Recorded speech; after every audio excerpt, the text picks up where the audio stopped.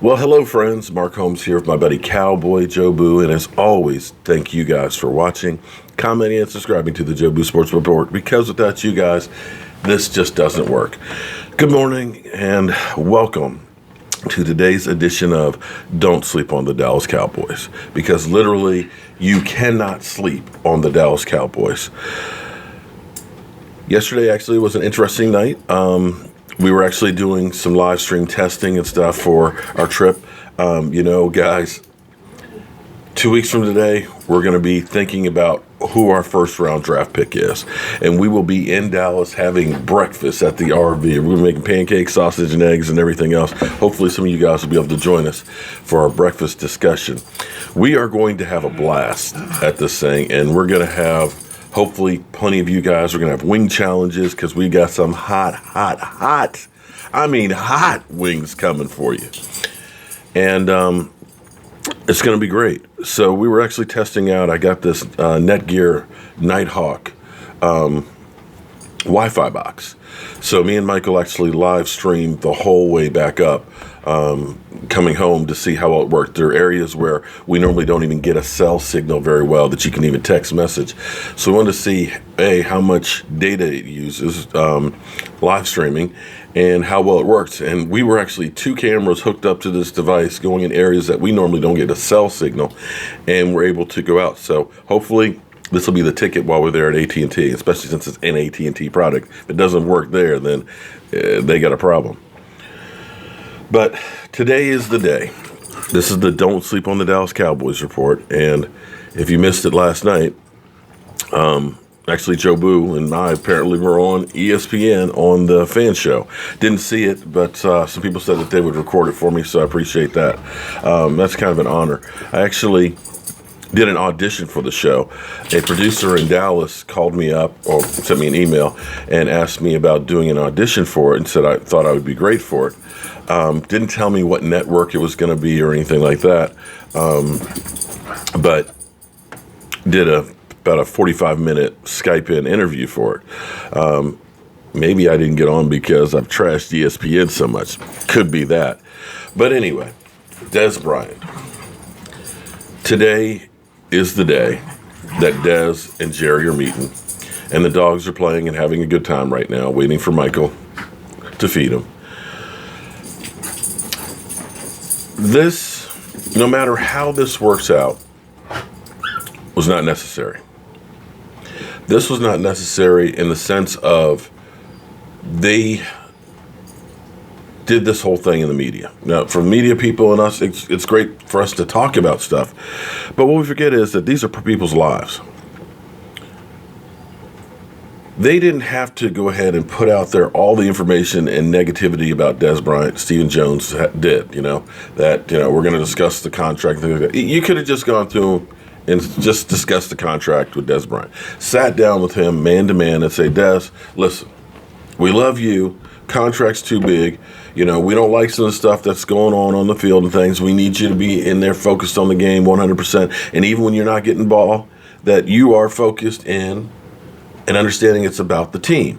Dez, we need you to work on the connection between you and Dak. We're going to work on Dak Prescott as well and make sure that you guys can get together so that way you can flourish in the offense. That way the team can flourish in the offense. And we have money to bring in more players to help you get a ring. Then you could be Dez Bryant saying, no, man, I'm not taking a pay cut. Okay, fine, you cut him. The sides couldn't have worked it out. You could have done this 2 months ago. The only reason, there is no reason. Let's be honest. There's no reason to string it out like this. Because you can say, well, they're holding on to him trying to get, June 1st money. Well, you could have cut him beginning of free agency and still gotten June 1st money. But this didn't need to be like this. We look dysfunctional as always. I always talk about the grease fire that is the Washington Redskins. I'll be honest, this is just bad. It just looks bad. I don't care how you slice it. Whether Dez stays or goes, you still screwed the relationship between you and him. The fact that you have run him through the mud, sullied his name, and then you're going to go in and say, after you've done all that, oh, we want you to take a pay cut. No. You can't ask him to take a pay cut. Either you say, we're with you, we're going to deal with this contract as it is, or we're going to basically change it to where you can still make the same money with incentives, but it's not a matter of taking a pay cut. No, or it's a restructure. You can't ask him to take a pay cut. Nobody else in the NFL is taking pay cuts. Why should he? When other guys like Jarvis Landry are getting $75 million 5-year contracts. When a Sammy Watkins, a guy that you tried to get who got $16 million, you tried to get him, but you're going to tell Dez, well, we can't afford you. No, you can't do that. Dez, on the other hand, I know there's a term for it. But Dez, I'm not Dez Bryant. I don't have any inside information or anything else. But Dez, I believe, is scared. All the tweets that he did last night were, yeah, I'm fine, I'm okay, and, everything's good no matter what happens, and, my PlayStation games and all this, that, all that stuff is, I don't know what's going to happen tomorrow. Is this the end of me being in Dallas? This is going stir crazy. Because that clock, you're watching it. That time, it's going slow and slow and slower. It's all that nervous energy of the uncertainty.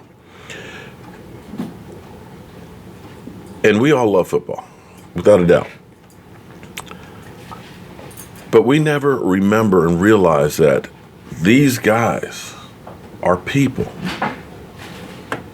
Same as you and me. They just have a different job.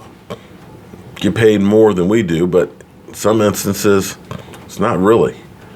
Yeah, you see the $100 million contracts, but they never make that money. But the regular guy don't achieve that. And for some of these guys, they're only been prepared for football. There is no career after football.